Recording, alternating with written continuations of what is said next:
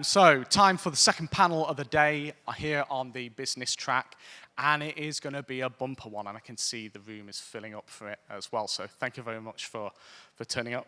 Hosting that panel is going to be my colleague, Nick Muldoon. He is the Customer Success Manager at JH. He works closely with a lot of our market-leading clients on what their challenges are and what they want to achieve. So he's got a real kind of great view of issues and innovations across that kind of B2C, B2B landscape. He's got a great panel today on some real kind of practical use of AI. I know that's something a lot of people who we surveyed were keen to hear about, not just the promise of AI, what it's actually doing. So everybody give a real warm welcome, please, to Nick. Thank you so much. Hi guys, thank you so much for coming and for attending this talk. We have a real treat for you today. We have two fantastic retailers and some of the most intelligent people I've actually had conversations with on artificial intelligence. If we can, we'll not use the abbreviation because I'm sure everybody's sick of it. If you could join me in welcoming Matthew from Ribble Cycles, please.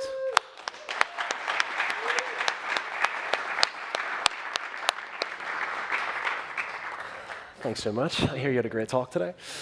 And also, if we could introduce Andrew from UK Trade Furnishings, please.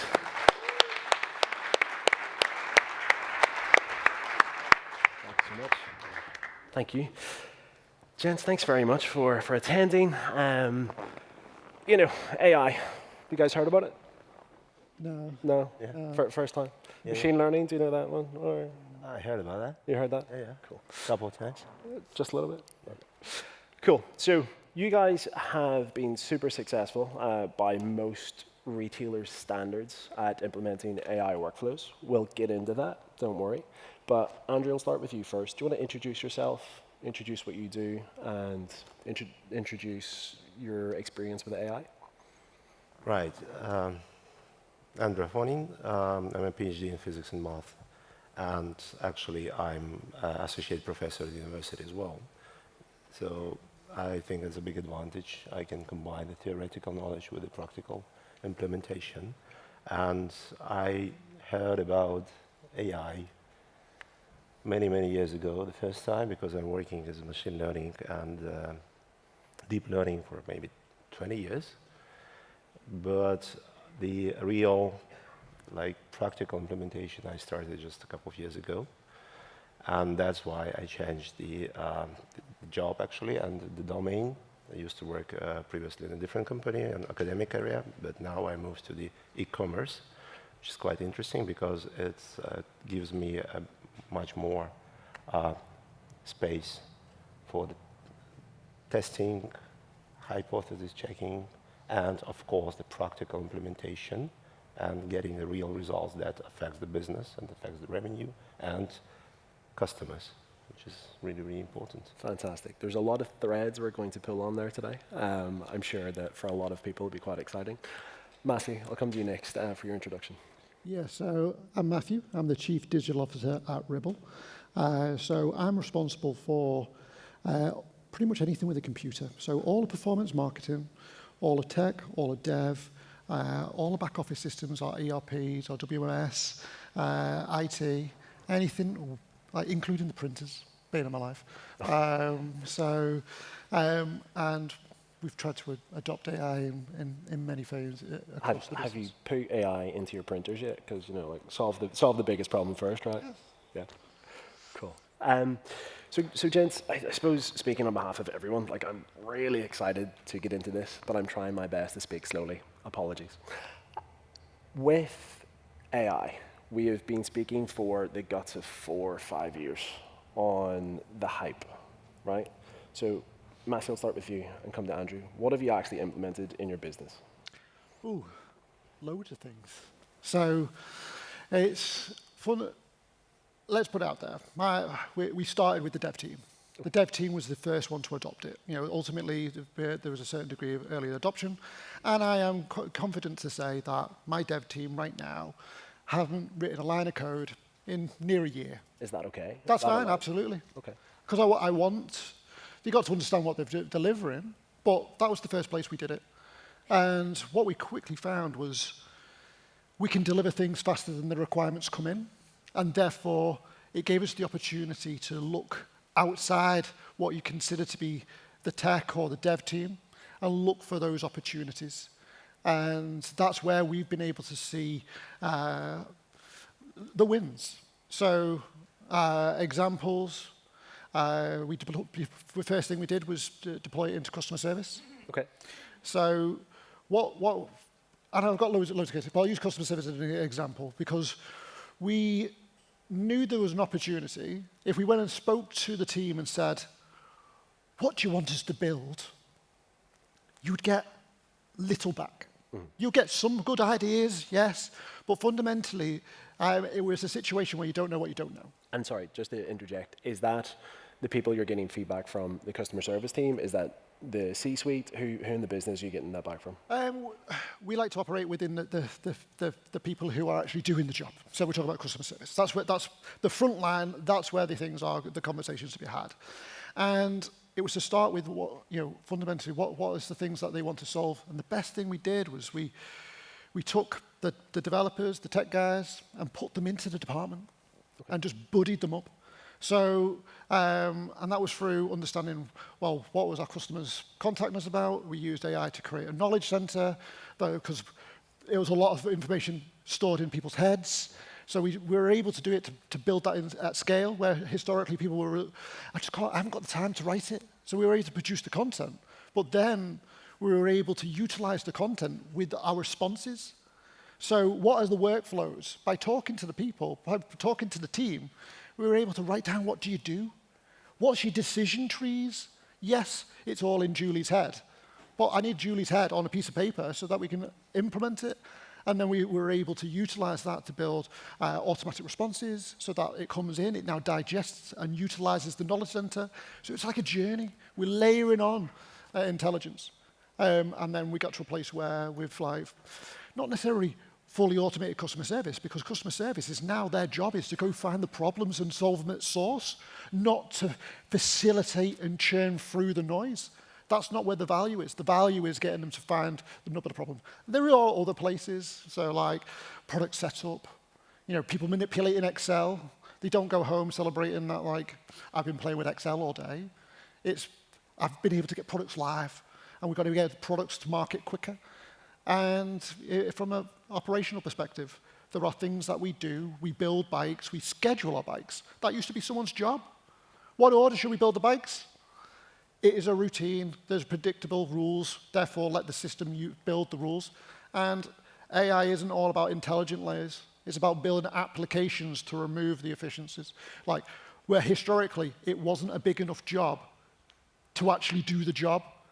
You'd let people do it. Now it's brought those things onto the table. So every area of our business, we have implemented some sort of efficiencies through AI. I hope everybody's making notes, because that was fantastic, right? Everyone agrees that was phenomenal. Andrew, I'm going to come to you next. What have you done AI-wise in the business so far? It was interesting because it was a good feeling of the owners of the business to start trying of AI within the business. And we started actually from ad hoc implementation in different parts of the business. But after some time, it became already more visible structure, how it should be done. So the most obvious thing is, for me, for example, in terms of the implementation of AI, as for my colleague who's here, David, is starting using for the development different tools and features that were not available, or they were available somewhere else, but we needed to buy it or to pay for that. So currently, when you have the skills and knowledge in the software development, because it still requires, everyone heard about vibe coding, which is nice, but it still doesn't work if you don't have enough knowledge and skills to check and to test what you're actually doing. And then I started to diving into the processes within the company, and I found out that AI just sounds simple. But the first problem when you start implementation is people just try using the the EI for the same tasks, for the same issues, with the same approach they get used to. So I had, for example, one of our marketing persons came to me and said, look, I need a cloth. Could you just give me an account? I said, why do you need a cloth? Oh, you know, I have a couple of reports and spreadsheets, and I want to replicate them using Claude. I said, why? Well, because I will have a new spreadsheet, but already generated by Claude. Okay, fine, then you will have two spreadsheets. What is the reason? You need to ask the question first, what you want to get from that spreadsheet. And the problem is that people, they don't understand what we really want to get from the EI. And what I found out, and this is something I'm drilling into in the company at the moment. So before starting implementation of any AI, is it OpenAI, Claude, Gemini, Manus, anything else? First, you need to understand what is happening with the data in your company. Because if you have a mess, no one AI will help you to sort this out. So on that specific topic, Andrew, I imagine a lot of retailers in the audience maybe don't have the cleanest data. So how do you get clean data, or what data is clean enough to get started with? So the first step is to understand where is what. Sure. So I know that many companies currently have a lot of different systems. Some of them talk to each other, some of them not. Some of that system keep the data internally, some of them share the data using the SharePoint or some other spaces. So to understand where is the data, what kind of data, could you categorize the data or collect the data somewhere? And another step is the data flow, how the data goes through the different systems. So this is the main thing. The second thing is the workflows. This is exactly what Matthew says. So if the workflows and the business processes are just in the heads of people, you have to pull them out of there and put it into diagrams, flows, etc. So it will give you an understanding what you want to achieve using AI and where this AI can be applied to automate the process, to accelerate the process. Without that, AI maybe will propose something to you, but it will not be applicable to your business or something like that. Or, this is the third step, you will help to build the new processes using your own data, but it will never be accepted by your team and your staff because they don't understand how to operate within that new environment. And this is the third step, is a readiness of your team to the AI implementation. Otherwise, so data, workflows, and team readiness. And this is what I'm doing now. So we achieved some results already, and really good results. Yes. Yeah, so we try to build more or less consistent environment around that. Fantastic. Only after that, you can expedite the process. That's it. The thing I would build on that, though, is that you need to give, we've given our team garden rails. So in effect of whatever you produce, whatever you do utilizing Claude, ChatGPT, whatever it is, whatever you put out, that's your work. Yeah. Don't try and humanize Claude did this. It's not. It's like saying Excel did this work for me. It's not. It's your responsibility. So whatever you put out, you have to take responsibility for it. That said, it's important that you build a data infrastructure that allows your team to succeed. So we're building our own MCP servers. We're able to accelerate it with AI to be able to document and create our definitions of what it is, because you can go into multiple businesses and walk across the departments and say, what's sales? Yeah. And you'll get 3 different answers. You've got demand, you've got what you're getting out the door, what's the actual revenue, what the actual the financial director actually cares about. It's trying to normalize that down into, when I say that, this is what it means. And therefore, by giving the structure, it takes a little bit less emphasis on that end user, your staff, to be able to say, I can ask this over here. So it is about trying to build infrastructure to allow them to succeed. That said, whatever it says, whatever it does, still your responsibility. So like an interesting thing to pick up on there, and going back to like your previous answer when you were reintroduced, was Sally's head, right? So I'm sure that a lot of people here have their own workflows that you've been able to kind of dictate and tell agents or various LLMs how to perform. But what about Sally? This is kind of what you're speaking on now, but how does Sally appreciate that her train of thought as a assumingly high performer, obviously Sally's fictional here, but as a high performer, how is that person or that team responding to the output? How are they responding to the output? So what we want to do is make sure that they have got the right tools to be able to do it. And sometimes you can't just give them access to the technology. So we'll build agents, so like customer service agent, if they want to be able to utilize it. And what the initial hesitance is, well, I think I could do a better job. And you go, okay, but if we give them the right framework, we can tell it which bits of data we want it to use. Instead of just going out to the internet, we don't want it to just think up things. We want to make sure it's a success, and they feed into that.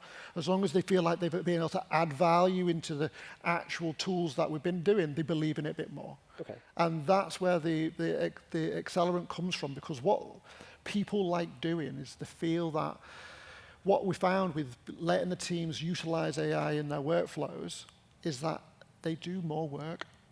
Not just because it makes it faster, it's because what we're finding is AI is a bit like an endorphin engine. I put some stuff in, I get stuff done. And that just makes them want to do more. And there's certain people in the team where I'm actually saying, stop working. Because they can feel like I can get this out, I can get it out. Of course you can. But you also need to sleep. Yeah. And that's really important to get them to feel like that the recognition of the award, because people want to celebrate getting stuff done.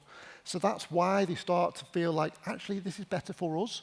Because what they are actually now doing, back to my point before, is that they're solving problems, not just working with the churn. And that's where satisfaction comes in. That's why it's been good for us. Fantastic. So you're essentially empowering teams to kind of give feedback, build those tools, utilize those tools, and then say, actually, do you know what? I'm smashing through my targets. My outputs have never been better. But that allows Ribble to actually be a little bit more human as a company. Yes. Andrew, what do you think? Yeah, just some comments to that. So not always you have to provide with the proper tools, because some people, they become addictive to these tools. And as you say, sometimes they just become lazy, so they run the tool and waiting. Sometimes they become really addictive, trying to get more and more and more and more. I feel sometimes both, really. But some people, you say, they solve the problem. I know that there are people in companies that they don't know what problem they try to solve. You know, it's just, there are people of result and there are people of the process. So when you want to get a result, you know what problem you need to solve to get a result. But when you are a process person, you just within the process, the pipeline. And sometimes they don't understand what the problem is. And in this case, you need to provide not a tool, but the knowledge. And the knowledge will help to understand what the problem is and to solve the problem. So, and the tools, as you say, we developed MCP servers, the tools, the dashboards, and everything else. And it also depends on the complexity of the task. How many people are going to use that tool to get the result? How much data involved in that tool? And we have the MCPs, we have sometimes just skills, sometimes it's projects within ChatGPT or something. Sometimes a standalone deployed solution, internal solutions. For example, in our company, we already established a local environment. We call it the company gateway. It's the entrance point for all the departments, all the staff, but each of them have their own login and password, and they have access to their part of the services they can use. So we've got a problem when we started doing these small services for the departments, tools. Because we already have so many services, why we decided to build this gateway. Because otherwise we have plenty of the services and it becomes a mess. So easiness of providing such a tools and skills and development causes the mess already internally. So you solve one problem, but you create another problem you have to solve. And I guess like a nice follow-up there.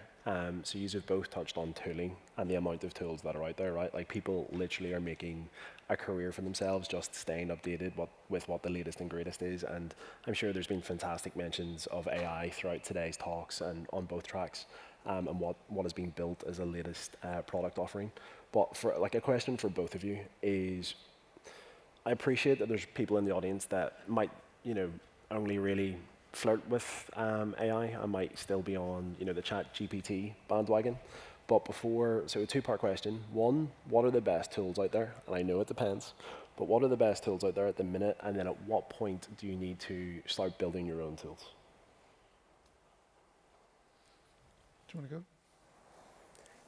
go? In terms of the best tools, Yeah. look, this is the main question I've been asked all the time. There is no best tool. There is no best tool, really. First of all, because all these tools are being updated every single day, every single week, and they try to compete with each other. However, each tool is more suitable for different tasks. Just really, really in general, right? So the Claude is the best for coding and for copywriting, if you are using the proper skills for that, right? Codex is quite good in coding as well. ChatGPT is a bit more creative, I would say, than Codex or something like that. Manus, we are using Manus internally. It's not LLM, it's more like an agent, universal agent. But just because it's a universal agent, it can combine the advantages of all the tools. However, to achieve the best results, you have to combine the advantages of all the tools. And that's why we are moving to the agentic environments. But what I want to say that it's not everything we see currently with the AIs is just the top of the iceberg, just a small part, because everything else is under the bonnet. It's all about the data. So the data connected between different systems. You won't believe how many insights you can get, absolutely non-obvious insights of the connection, different types of the data. You will never understand what the word during the conversation with the salesperson, how the conversation with the salesperson can affect the purchase, the order, and even the price of that order. You will never understand how the delay because of the construction works on the roads can affect the another order, additional order, or something like that. So it never becomes obvious while you're not running these AI tools through the analysis of the data. And when you need to process gigabytes of the data, how smart you are, how intelligent you are, you will never be able to do this. So that's why these questions, these automations of some pipelines, connection between different tools, MCPs, etc., it's just a small part. The main is the data. And data works for you because data is money. Money, we sit on the data. And many companies, all the companies, sit on a gold mine, but never know. I can bet that people who are here, you don't know how much data you have and what is in that data. And you will never find this out. So I will mention that conversation, transcripts. So transcripts of the conversation with your customers. I can bet that you never read that. Never, ever. Only if there is a problem with the customer, then in this case you go there, you pull out the transcript and you read about that. But from that data, you can pull out all the information about everything that's going on in your company, with sales, with customer support, with marketing, with logistics, with warehousing, with customers. So, and there's a huge amount of data, and you will never be able to process the data without AI.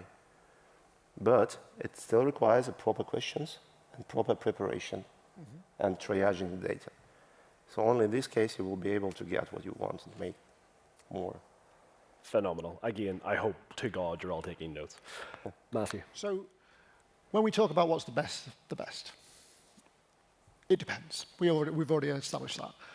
For the people who are early, like just trying to dip in the toe, what I would say is the best strategy is to try and get other stakeholders involved in the business. So you'll always have somebody who's doing it at home, doing some wonderful things, but not allowed to do it at work. And you're like, oh, fine. What I thought was the best opportunity to crack the egg, the thing that like went, oh, actually, we're going to do this in all areas, was Claude for Excel. I know I talk about Excel, but your FD uses Excel. He lives in Excel, or she lives in Excel. They love Excel. But by being able to use Claude for Excel, it gave them a taste of what it can do. It put it into reality that actually, bloody hell, will they trust it? No, they still want to do their own cash flow over here, but at least they could see it in action. That made it more accessible for them, and therefore it removed the hesitance to allow other people to play in it. And if you were on like 365 and you've got like a decent, like you've got access to Copilot, which also has ChatGPT built into it, which also has Claude built into it. They're already giving you access to all these tools. What you need to do is just start. And we do still encourage, I know people talk about we shouldn't let people vibe code because it's built on like sand, but they've got to start. And what it is, it allows them to try and do something exciting. I was at our last board meeting, and my CEO had built an app using Claude that plots our stores on a map, and he was able to just click on the different stores, and it showed the radius. He created it so that it told him the distance between, like, if it was an hour's drive or a half an hour's drive, because we're looking at where we're going to open stores, where the overlap is. Normally, you would have to build or pay for something in that. He was able to do it in an evening. Yep. For him to be able to articulate it. And are we going to build and base everything on that? No. But it gave him a platform for him to be able to tell his story and to bring it to life. Where historically that would have been a request to the tech team or a purchase of a SaaS technology.